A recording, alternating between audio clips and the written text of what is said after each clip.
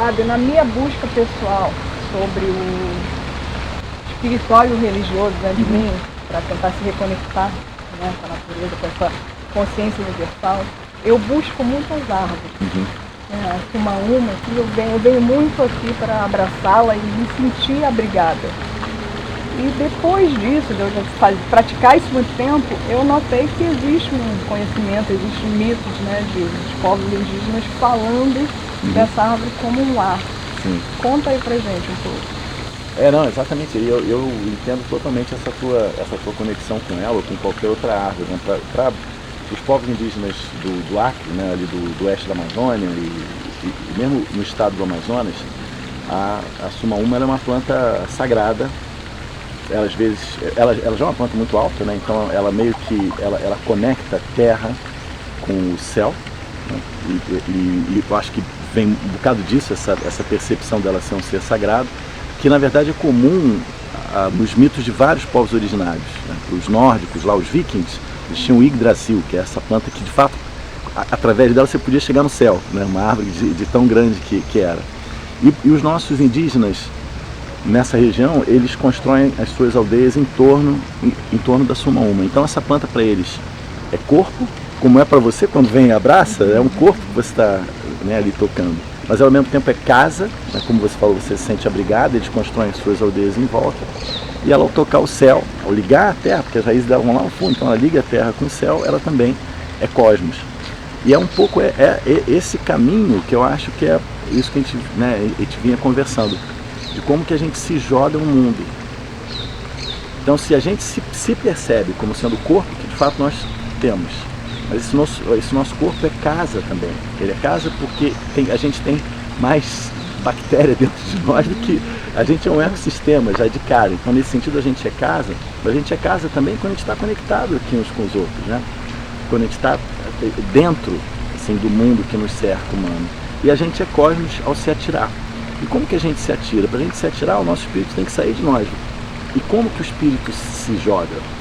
Ele se joga no amor, se joga na busca, na curiosidade. Aí é essa hora que ele sai. E ao sair, o mundo é nosso, que é o que essa árvore vinda aqui faz. Como é que você, Fábio, está fazendo esse seu se jogar no cosmos? É muito difícil, eu acho, para nós modernos, né? Porque a gente não foi criado assim, né? A gente foi criado dentro da objetividade científica, na qual a gente está aqui e o mundo é como se fosse uma tela de televisão. A gente não se envolve, a gente avalia tudo objetivamente, a gente é racional.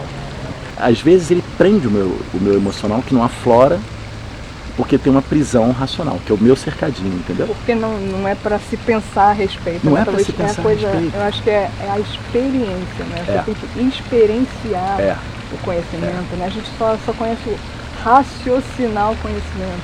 E como é que esse experienciar, às vezes não tem palavras. Às vezes não tem palavra. Eu acho que é uma crise de conhecimento que a gente vive por conta, assim, de uma herança que a gente teve, de um pensamento ocidental, né, onde o moderno desacraliza, né, como você coloca, e o objetivismo nos separa da natureza.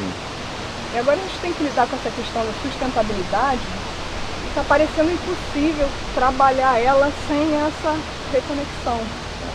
A gente se alienou do mundo, esse é que é o ponto. E aí, ao se alienar do mundo, a gente deixa de ser humano. E aí a gente se aliena de nós mesmos também. Porque antigamente, antes de 1500, tinham duas partes. Tinha o corpo e a alma. Na Idade Média, a alma era muito forte, né, na Europa e tal. O Descartes falou, tem uma terceira coisa, que é a mente. Aí apareceu a mente. E é engraçado, porque a mente meio que tomou conta. Né?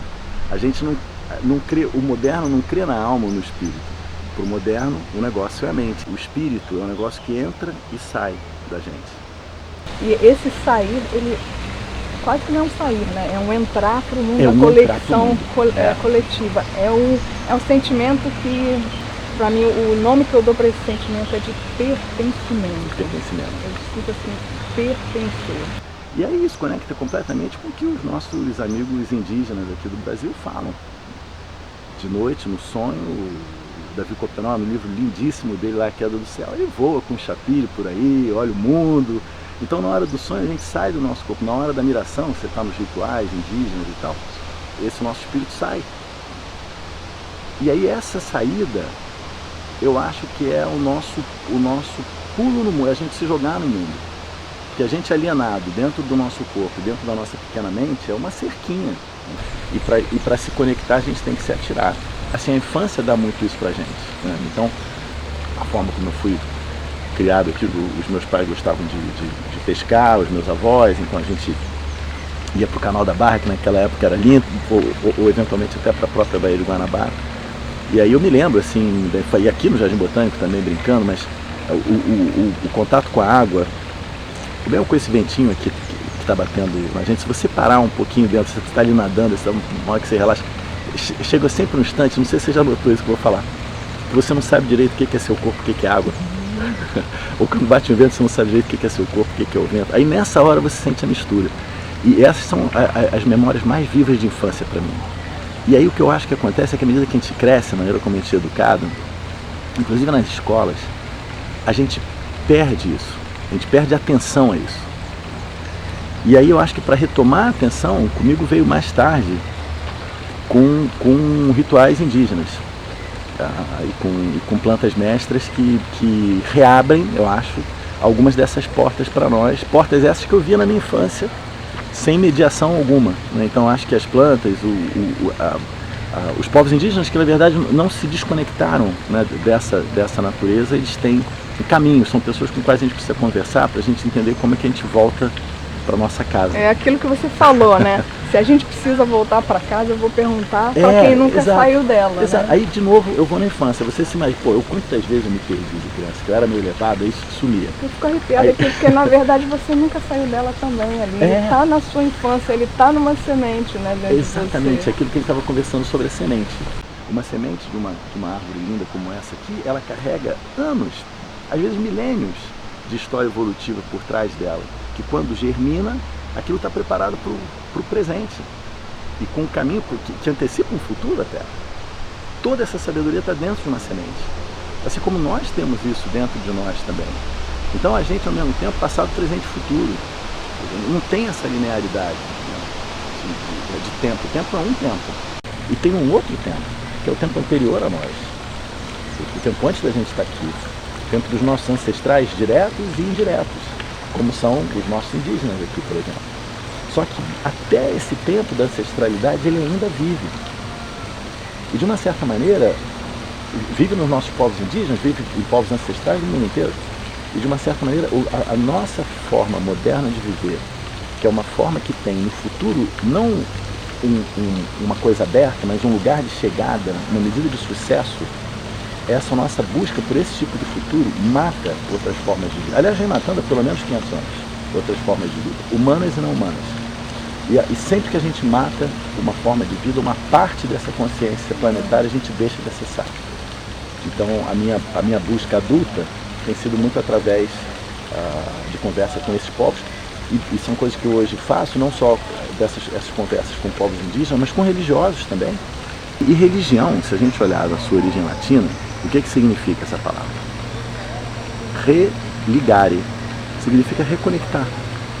É a gente se reconectar com essa outra coisa que a gente não vê. E uma outra interpretação da palavra religião é relegere, é uma nova leitura, é a gente reler o mundo, a gente tem que estar sempre relendo o mundo, que a gente consegue melhor fazer se a gente estiver nele, e não alienado dele, né, como a gente vem estando. Isso não é sapiens, isso não é saber, isso é ser.